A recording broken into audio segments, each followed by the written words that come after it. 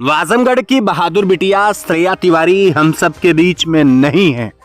समूचा आजमगढ़ विलाप कर रहा है, चारों तरफ करुण क्रंदन छाया हुआ है।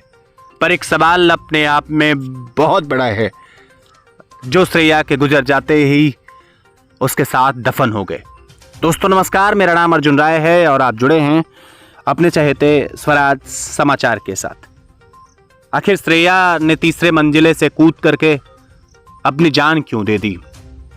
आखिर श्रेया के पिता ने स्कूल प्रशासन के ऊपर बिटिया के कपड़े फाड़ने का आरोप क्यों लगाया?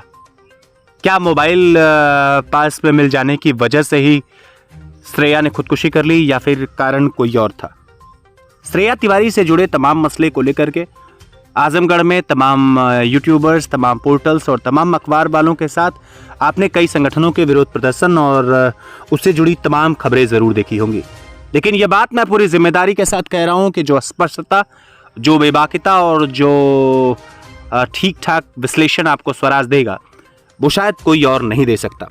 वीडियो में दिख रही इस प्रिंसिपल को आप जरा गौर से देखिए। नाम तो वास्तव में इनका सोनम मिश्रा है और इन्हें देखिए पूरे के पूरे मामले में अभियुक्त बनाया गया है। दरअसल आपको बताते चलें कि आजमगढ़ शहर के हरबंसपुर स्थित चिल्ड्रंस गर्ल्स कॉलेज में बीती 31 जुलाई को कक्षा 11 की छात्रा श्रेया तिवारी ने तीसरे मंजिले से कूद करके अपनी जान दे दी। जहां विद्यालय के कतिपय शिक्षकों के ऊपर बिटिया के लाचार पिता ने उसकी अस्मत लूटने का आरोप लगाया है, वहीं दुखियारी मां ने प्रिंसिपल के ऊपर ठीकरा फोड़ दिया है। दरअसल पूरा का पूरा मामला समझने से पहले आपको एक तारीख 31 जुलाई की विस्मृत करनी पड़ेगी। आपको बताते चलें कि पूरा का पूरा घटनाक्रम दरअसल सबसे पहले 28 जुलाई का है। दरअसल स्कूलों में रूटीन चेकअप के दौरान सेल फोन लगातार चेक किए जाते हैं। इसी रूटीन में शहर के हरिवंशपुर स्थित चिल्ड्रंस गर्ल्स कॉलेज में भी यही क्रम लगातार चल रहा था कि अचानक कक्षा 11 की छात्रा श्रेया तिवारी के बैग से मोबाइल मिला। चूंकि शुक्रवार को प्रिंसिपल अनुपस्थित थी, इसलिए पूरा का पूरा मामला सोमवार तक के लिए ट्रांसफर कर दिया गया। जैसे ही 31 जुलाई सोमवार को प्रिंसिपल सोनम मिश्रा कॉलेज में आती हैं तो सबसे पहले उन्हें इस पूरे के पूरे प्रकरण से सूचित किया जाता है। विद्यालय को यह भरोसा नहीं था, पिता को यह भरोसा नहीं था और एक माँ के करुण क्रंदन का किसी को अनुमान नहीं था कि आज अंतिम बार बिटिया श्रेया विद्यालय जा रही है। पिता ने बड़े लाड प्यार से उसे ऑटो में बिठा करके विद्यालय को भेजा, लेकिन वो बिटिया पलट करके वापस आने वाली नहीं थी। प्रिंसिपल ने सूत्रों की माने तो श्रेया से कड़ी पूछताछ की और सिर्फ कड़ी पूछताछ नहीं की बल्कि प्रिंसिपल ऑफिस के बाहर उसे घंटों खड़ा रखा। सूत्रों की माने तो उसे कक्षाओं में, अलग अलग कक्षाओं में ले जा करके बच्चों के सामने खड़े करके यह बताया गया कि यह मोबाइल लेकर के आती है और ये इस प्रवृत्ति की है। सार्वजनिक रूप से अपमान की स्थिति देखने के बाद श्रेया ने तीसरे मंजिले से कूद करके जान दे दी है। इस पूरे के पूरे मसले पर आप वीडियो में दिख रहे शख्स को जरा गौर से देखिए, जिनका नाम अभिषेक राय है। इससे पहले आपने जिस महिला को देखा उनका नाम सोनम मिश्रा था, जो इस कॉलेज की प्रिंसिपल है। एसपी अनुराग आर्या को जब एक तहरीर दी गई, जब शिकायत पत्र दिया गया, तो उन्होंने धड़ाधड़ कार्रवाई करते हुए अब तक स्कूल के प्रिंसिपल और उसके साथ साथ क्लास टीचर को गिरफ्तार कर लिया है। लेकिन एसपी ने एक बहुत बड़ी बात कही है।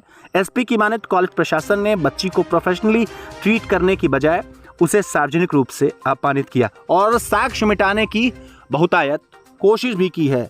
अब घटनाक्रम चाहे जो रहा हो, लेकिन आजमगढ़ की बिटिया अब हम सबके बीच नहीं है। एक पिता होने के नाते आप जिंदा रहते हुए अपनी बेटी के गुजर जाने का दर्द महसूस कर सकते हैं। यह पूरा घटनाक्रम था, लेकिन इसके बाद अभिषेक राय क्लास टीचर और उसके साथ साथ प्रिंसिपल सोनम मिश्रा क्या बयान दे रही हैं, आइए आपको दिखाते हैं। आप पर गंभीर आरोप लगे हुए हैं कि आपकी प्रताड़ना से क्षुब्ध होकर बच्ची ने आत्महत्या कर ली, क्या कहेंगे? अगर अपनी जॉब करना गलत है तो शायद मैंने गलत किया है, और अगर अपनी जॉब करना गलत नहीं है तो मैंने कुछ गलत नहीं किया है। जॉब में ये होता है कि मोबाइल मिला, उसी को लेकर पूरा विवाद शुरू हुआ जी। तो आप गार्जियन को बुला सकते थे? गार्जियन को बुलाया गया था। तो उस दिन तो नहीं बुलाया गया था? उसी दिन बुलाया गया था गार्जियन को। तो ऐसी क्या परिस्थितियां हैं कि बच्ची जो है, बच्ची ने डिनाई कर दिया था कि हमारा फ़ोन नहीं है। मैं उस दिन उपस्थित नहीं थी। जब इस दिन मैं उपस्थित हुई, मैंने उनको बुलाया। उनकी मम्मी ने ये बोला कि हमारा बच्चा सनबीम में पढ़ता है, 1:30 बजे छुट्टी होगी तो उसको लेके फिर मैं बच्ची को लेने आऊँगी। बस परिजनों का आरोप है कि लगातार 3 दिन तक टॉर्चर किया आपने उनको, बच्चों को। अब परिजन क्या कह रहे हैं मैं क्या बता सकती हूँ। मैं तो अपनी बात बताऊँगी कैसा हमारे यहाँ होता है। 44 साल पहले का स्कूल चल रहा है, आज का स्कूल है हमारा।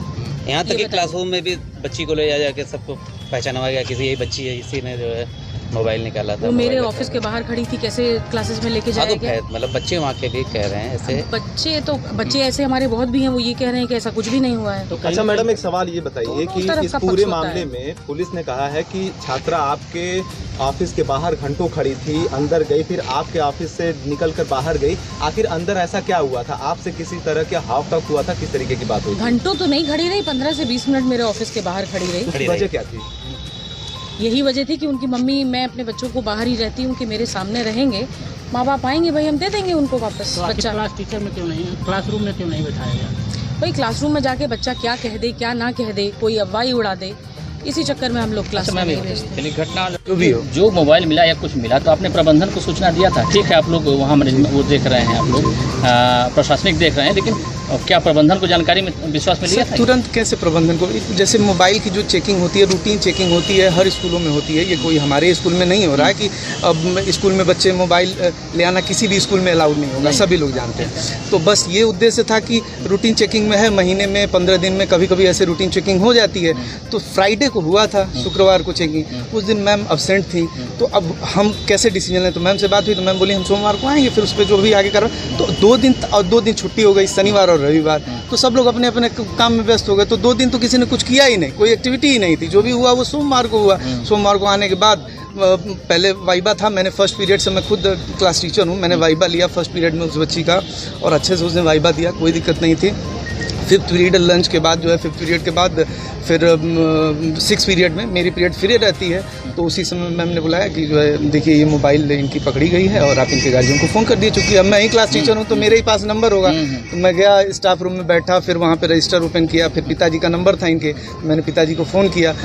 तो बोले कि आप मुझे बता दीजिए, मैं ही आ जाऊँ। तो मैं कहा आप दुकान छोड़ के क्यों आएंगे, छोड़िए, नॉर्मल सी बात है, जो है मम्मी को मम्मी का नंबर दे दीजिए, मैं उनसे बात कर लेता हूँ, वो आ जाएंगे।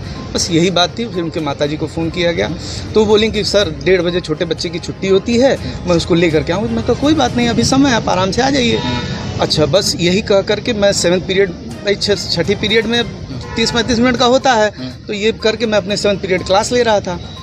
और जब 7th पीरियड चल रही थी, 10 या 15 मिनट बीते होंगे 7th पीरियड का, उसी समय दुर्घटना हो गई। और उनके गार्जियन भी फिर मुझे लगता है 140 या 145 तक आ गए थे जब ये घटना हुई। तो कोई अंदेशा नहीं था कि बच्ची इस तरह से घटना ऐसा कुछ नहीं अंदेशा था। ऐसा कोई अंदेशा अगर होता तो हमारे भी बच्चे हैं और हम लोग शिक्षा का काम कर रहे हैं ना, बच्चों को समझाना बचाना यही हमारी जिम्मेदारी है। इसके अलावा हम मारने का तो काम करते नहीं हैं, बच्चों को बचाने का काम करते हैं। चलिए, ठीक है।